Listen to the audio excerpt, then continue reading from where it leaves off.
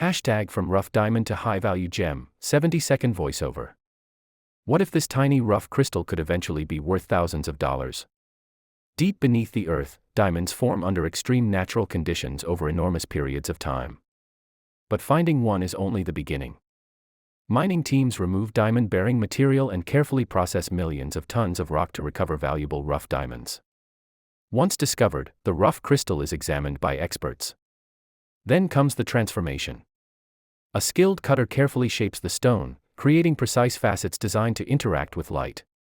After cutting, the diamond is polished until its surface becomes incredibly smooth and brilliant. Now comes the question everyone wants to know. How much is it worth? A natural 1-carat diamond can range from a few $1,000s to well over $10,000 depending on its quality.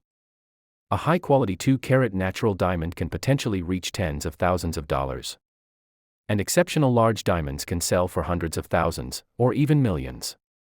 But size isn't everything. Carat, color, clarity, cut, grading, and current market conditions all affect the final price. From a rough crystal hidden beneath the earth to a gemstone that can be worth a fortune. That's the incredible journey of a diamond.